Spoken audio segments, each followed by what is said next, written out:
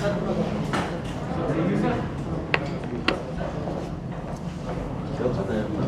वाले की कंफर्मेशन आ गई सर सर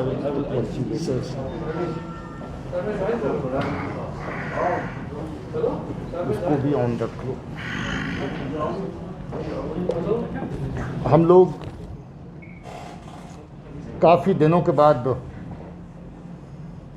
मिल रहे हैं ऑपरेशनल एक्टिविटीज़ को लेकर के बात करने के लिए और जनरल हालात को लेकर के बात करने के लिए।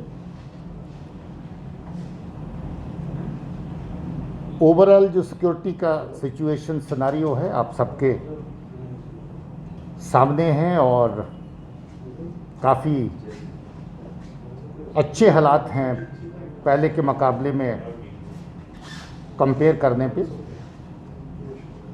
और ओवरऑल जो माहौल है नॉर्मलसी का पहले के मुकाबले में, उसमें काफ़ी अच्छी चीज़ें देखने को मिली हैं।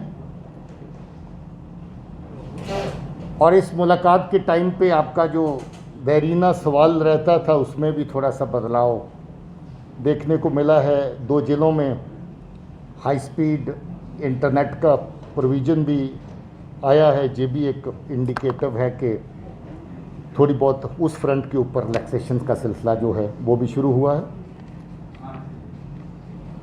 पिछले कुछ दिनों से दहशतगर्दों की तरफ से सिविलियंस को अपना निशाना बनाना, पुलिस और एसएफ को अपना निशाना बनाना, ये ट्रेंड जो कुछ दिनों से देखने को मिला है। अब देखेंगे कहीं पंच सरपंच टारगेट हुए, कहीं को पॉलिटिकल एक्टिविस्ट टारगेट हुए। 14 तारीख को हमारे नौगाम क्रॉसिंग के नाके के ऊपर हमारे 2 पुलिस के जवान शहीद हुए।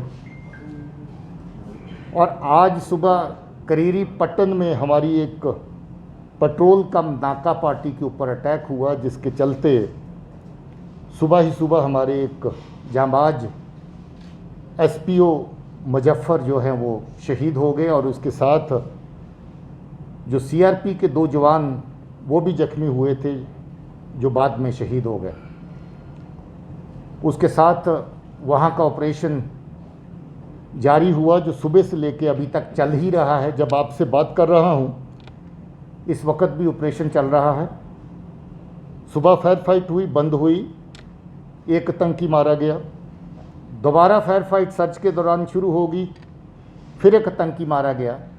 और अभी आधा घंटा पहले फायर फाइट दोबारा शुरू हो गई, जिसमें सुनने में आ रहा है कि एक आतंकी लगभग इतला कंफर्म हो रही है कि मारा गया है। उसकी डिटेल अभी थोड़ी देर तक पहुंच जाएगी।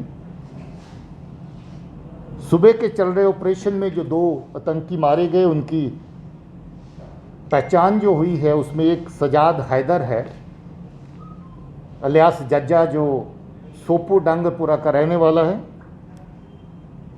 और ये भी 2016 की विंटेज का मिलिटेंट है, जो लगभग उसी तर्ज का है जिस तर्ज पे बुरहान वानी अपने एरिया में चला करता था। उसी तर्ज को पकड़ करके ये भी नॉर्थ कश्मीर में एक्टिव था। अगर बुरहान वानी ने बहुत ज़्यादा लोगों को दहशतगर्द बनाया होगा साउथ कश्मीर में, इसने भी अपने एरिया में नॉर्थ कश्मीर में कोई कसर नहीं छोड़ी। अभी तक कम से कम इसके 20 के करीब जो लोग दहशतगर्द बनाए हुए उनको हम लोग पकड़ चुके हैं। और बहुत सारा लोग जो OGW का इसका नेटवर्क था, जो 3-4 जिलों के अंदर ऑपरेट करता था, उसको भी न्यूट्रलाइज कर चुके हैं। इसका लंबा चौड़ा क्रिमिनल रिकॉर्ड है। और कुछ अर्सा पहले जो 8 जुलाई को वसीम बारी और उसके फैमिली की किलिंग हुई थी बांडीपुर के अंदर, उसका मेन आर्किटेक्ट ब्रेन यही था जिसके ज़रिए से वो किलिंग प्लान हुई। और उस फैमिली के 3 जो लोग हैं, वसीम बारी और उसके ब्रदर और उसके फादर जो है उस अटैक में मारे गए थे। उसके अलावा 1 जुलाई को सीआरपी के ऊपर हमला हुआ था सोपुर में, उसमें भी 1 जवान जो है शहीद हुआ था और 4 जख्मी हुए थे। एक टावर गार्ड था ईदुल अमीन बहरामपुरा सोपुर का रहने वाला, उसको मारने में भी इसी का हाथ था। इसके अलावा गुलाम मोहिउद्दीन शेख जो बम्बई का रहने वाले थे, उसकी भी ऑर्चर्ड्स के अंदर इसी बंदे ने अपने ग्रुप के साथ किलिंग करी थी। संग्रामा सोपुर में ग्रेनेड अटैक हुआ था जिसमें एसएफ के 3 लोग जख्मी हुए थे और सिविलियन भी जख्मी हुए थे, उसमें भी सजाद हैदर ही शामिल था। मुश्ताक अहमद मीर हारवन सोपुर के रहने वाले थे। 24 सितंबर को उसको किडनैप किया गया और फिर मार दिया गया, उसमें भी सजाद हैदर और उसका ग्रुप शामिल था। आपको याद होगा जब अगस्त में 370 एब्रोगेशन के बाद फ्रूट मर्चेंट को निशाना बनाया गया, बाहर के लेबर को निशाना बनाया गया, उस वक़्त भी शफ़ी आलम एक बाहर का रहने वाला मजदूर किसी के घर में मैसन का काम करता था, घर में जाके उसको गोली मारी थी। और उसके साथ जो फ्रूट मर्चेंट सोपुर के जिनके घर में अटैक किया था, हदैतुल्ला राथर उनका नाम है, डांगरपुरा के, ये भी 6 सितंबर को अटैक किया था 19 में। इसमें उनकी 4 साल की पोती जो थी वो भी जख्मी हुई थी और घर के 3 मेंबर और जख्मी हुए थे। उसके बाद जो सिविलियन ट्रैफिक चलती थी उसको रोकने के लिए हाईवे पे गाड़ियों को रोक के आग लगाते थे। 2 मारुति गाड़ियों को वारपुरा के एरिया में आग लगाई गई थी, उसी में उसमें भी सजाद हैदर शामिल था। और उसके अलावा लोगों को धमकी देना, दुकान ना खोलने देना, गाड़ी ना चलाने देना, जगह जगह पर जो बाकी एक्टिविस्ट हैं उनको धमकियां देना। और हाल ही में इसने रियाज नैकू की तर्ज के ऊपर जो ऑडियो वीडियो बना करके निकाली थी, जिसके अंदर पुलिस को, मीडिया के लोगों को और बाकी जो पॉलिटिकल एक्टिविस्ट हैं सबको धमकी दी थी, जिनको ये कहा था कि जो नेशनलिस्ट अप्रोच पे चलने वाले लोग हैं या किसी भी सूरत में एस्टेब्लिशमेंट का साथ देने वाले लोग हैं, चाहे वो किसी भी फ्रैटर्निटी से हों, उनको दहशतगर्द अपना निशाना बनाएंगे और इसका ग्रुप ख़ास तौर पे निशाना बनाएगा। लश्कर तौबा का अगर नंबर 1 टेररिस्ट आप नॉर्थ कश्मीर में कहें तो इसका वो दर्जा था। और पूरे जम्मू कश्मीर में टॉप 10 अगर टेररिस्ट कहें तो टॉप 10 के अंदर सजाद हैदर का नाम आता है, उस दर्जे का ये था। और बहुत सारे घरों को बर्बाद करने में, सिविल लोगों की जानें लेने में, लोगों की ज़िंदगी में खलल डालने में, पुलिस और सीआरपी पे अटैक करने में, सिविलियन को मारने में, जैसा मैंने जिक्र किया, इस तरह की बहुत सारी आतंकी कार्रवाइयों में इसका हाथ था।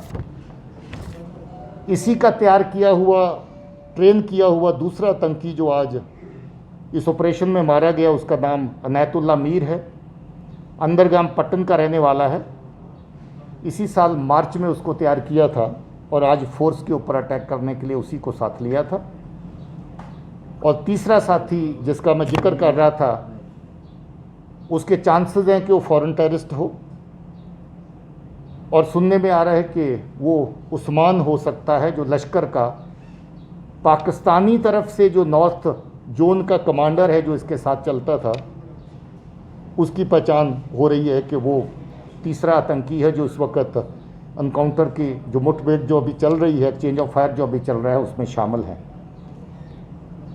मैं समझता हूँ कि ये आज का जो ऑपरेशन है, इसमें बेशक दिन की शुरुआत में काफ़ी बड़ा नुकसान हुआ, मगर जिस तरीके से पुलिस, उसके साथ सीआरपी, उसके अलावा आर्मी ने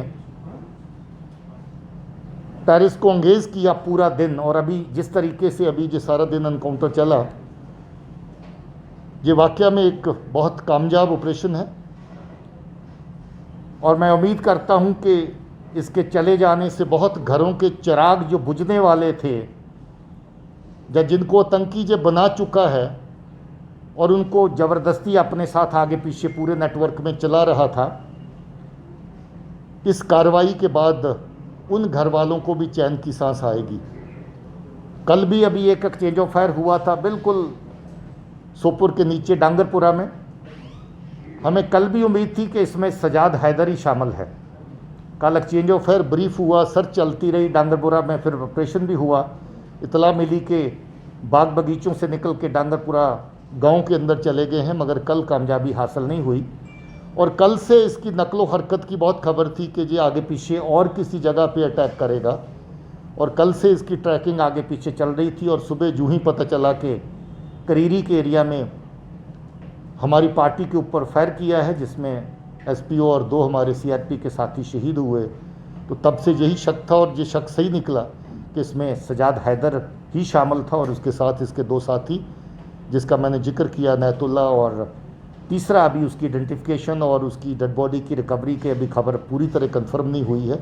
अगर वही होता है तो वो उस्मान के नाम से, जो फॉरेन टेररिस्ट, जो पाकिस्तानी टेररिस्ट काम कर रहा था, वो उसकी पहचान उस नाम से सुनने में आ रही है। सो मैं बाकी जो जगह पर आपके सिविल का माहौल और बाकी चीज़ें जो हैं उसके बारे में पहले ही जिक्र किया है कि माहौल में काफ़ी बेहतरी देखने को मिल रही है। आपकी तरफ भी 4G में भी थोड़ा बहुत गुंजाइश और आई है।